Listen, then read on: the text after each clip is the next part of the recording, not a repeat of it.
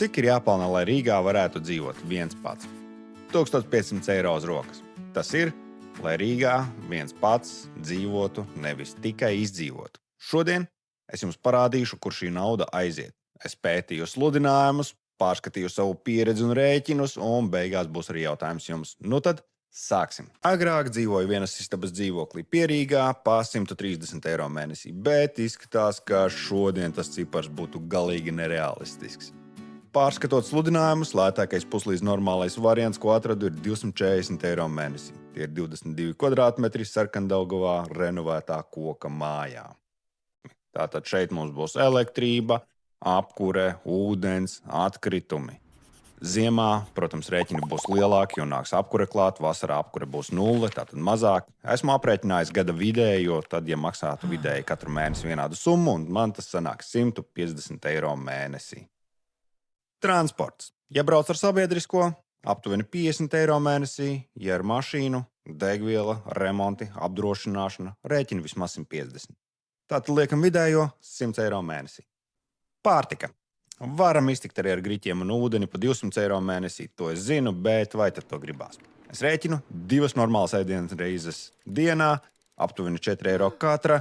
Brokastīs var iztikt arī ar ausu pārslām un pienu, bet tik un tā mēnesī sastādīs aptuveni 300 eiro. Plus kāda kafija vai bulciņa, 350 eiro būs kā nemetās. Higienas preces, zobu birste, pasta, ziepes, šampūns un tā tālāk. Lietiņas, par ko parasti aizmirstam, rēķinot savu budžetu, bet 20 eiro mēnesī tomēr vajadzētu rēķināties. Sāpīgā daļa – veselība. Zobārsts, zāles, ārsta speciālistu apmeklējumi, fizioterapeiti, zobu higiēna, plombes un tā tālāk. Es pats esmu staigājis mēnesi ar sāpošu zobu, jo nebija naudas zobārstam. Ticiet man, patīkami nav. Tāpēc ierēķinam 50 eiro mēnesī, gadā tie ir 600 eiro. Izklausās varbūt daudz, bet paskatieties, cik izmaksā speciālistu konsultācijas. 70-80 eiro par reizi tik tā. Plusā pieskaitu veselības apdrošināšanu. Tad līdz 20 gadu vecumam arī man pašam likās, priekš kam tas vajadzīgs, pēc 30 tomēr saproti, ka noder un diezgan regulāri. Tātad ātrāka pieteikšanās, sekt izmeklējumi, līdz ar to teorētiski noņemās daļa no iepriekšējā, bet pieskaitam drošības pēc labāk klāt. Tie būs 30 eiro mēnesī, tātad kopumā jau mums ir 80 eiro mēnesī. Tātad mūsu obligāti ikmēneša izdevumi - īre, komunālie, transports, pārtika, higiēna un veselība ar apdrošināšanu kopumā 940 eiro mēnesī.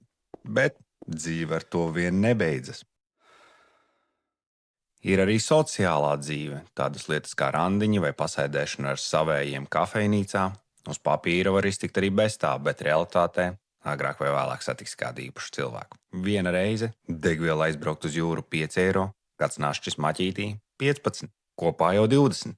Ja gribās labāku restorānu vai izklaidi Siguldā, diena izmaksāt var mierīgi pat 100 eiro. Likšu 75 eiro mēnesī kā vidējo, bet tagad jautājums jums. Vai jums pietiktu ar vienu reizi mēnesī aiziet uz randiņu vai satikt savējos? Ieraksti komentāros. Iekrājumi. Vismaz 10% no ienākumiem vajadzētu atlikt izdevībām, ja rodas superizdevīgs auto piedāvājums vai iespēja aizbraukt atpūsties. Ja nebūs nauda, atliek vien laist garām visas labās iespējas. Iznāk, kā saka, dzīvot, lai strādātu, nevis strādāt, lai dzīvotu. Tie būs 150 eiro mēnesī. Hobijs. Jebkas, kas sagādā prieku dzīvē, parasti prasa materiālus vai kaut kādu telpu nomu vai ko tam līdzīgu. 50 eiro mēnesī būs pieticīgi, bet realistiski, ja vien nav vairāk rīcības. Bet būsim godīgi, kurš savam hobijam tērē mazāk kā 50 eiro. Un neparedzētie izdevumi. Pienāca ziema un kājas salst vasaras apavos. Telefons salūza. Kolēģa dzimšanas diena, Ziemassvētki. Šīs lietas regulāri aizmirstam ieplānot līdz tās pienāk. Esmu ielicis šeit 350 eiro mēnesī kā drošības spilvenu. Protams, var arī mazāk, bet tad var gadīties situācija, ka ir jāizvēlas. 3. reizi gadā iet pie zobārsta, kas pārsniedz tā mēneša veselības budžetu un apdrošināšanas summa zobiem jau iztērēta, vai arī pirkt ziemas riepas auto. Šeit neizmantojam naudu, kas ir iekrāta, tā ir iespējām. Šī nauda ir krīzēm. Un tā kopumā mēs iegūstam 940 eiro obligātos plus 625 papildus, noapaļojot par upjiem sanāk 1500 eiro. Secinājums, lai Rīgā dzīvotu viens pats, bez stresa par rītdienu, jāpelna vismaz 1500 eiro uz rokas. Bet, diemžēl, lielākoties tā nav mūsu Latvijas realitāte. Lielākā daļa pelna stipri mazāk. Sanāk, ka jāsvītro kāda vai kādas no šīm rindām. Vai nu jūs neiet pie zobārsta, vai nu jums nav uzkrājumu, vai nu jūs nekur neiepērkaties. Varbūt arī citi risinājumi. Piemēram, jūs nedzīvojat viens, bet kopā ar ģimeni vai sametaties kopā ar draugiem.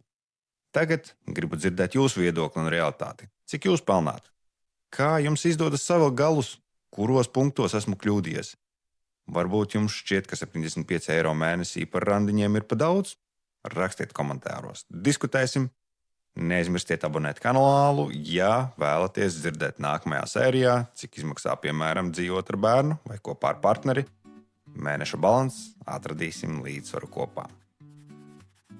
Tiekamies nākamajā video.